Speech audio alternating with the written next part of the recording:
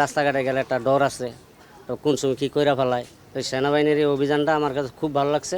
এইভাবে চালিয়ে যাক, তাহলে আমরা সবাই ভালোভাবে চলতে পারবো। টিয়াবা খাইলে খারাপ, আমাদের যে কলেজে পুরাবানের দিকে আসে যায়, এটি খারাপ।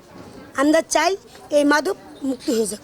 আপনারা যেমনটি জানেন যে দেশের চলমান আইন শৃঙ্খলা পরিস্থিতির অবস্থার উন্নতিকল্পে জেলা প্রশাসন গাজীপুর এবং গাজীপুর সেনাবাহিনী ক্যাম্প এবং উত্তরা সেনাবাহিনী ক্যাম্প এর সাথে আমাদের আজকের অভিযানে সংশ্লিষ্ট ছিলেন বিজিবি, র্যাব এবং গাজীপুর মেট্রোপলিটন পুলিশের সদস্যবৃন্দ।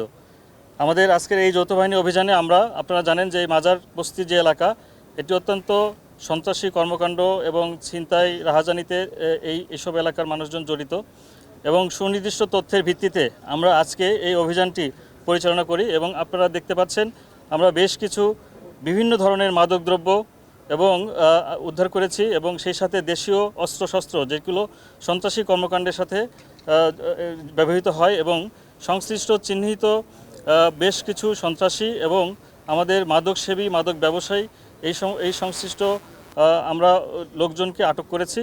এবং আমাদের বেশ কিছু মাদকদ্রব্য সহ যে দেশীয় অস্ত্রশস্ত্র আমরা আজকে জব্দ করেছি, সেগুলোর আমরা আইনগতভাবে নিষ্পত্তি করব। এবং আমাদের এই অভিযানটি আমরা আশা করছি যে সামনে যে রমজান মাস, এবং এই রমজান মাসের এই এলাকার আইনশৃঙ্খলা পরিস্থিতি অনেকাংশেই অবনতি হতো বলে আমাদের ধারণা ছিল। সেই কারণেই আমাদের এই আজকের অভিযান রমজান মাসে আমাদের মানুষের দৈনন্দিন যে স্বস্তি সেটি ফিরিয়ে দিবে বলে আমরা আশা করছি।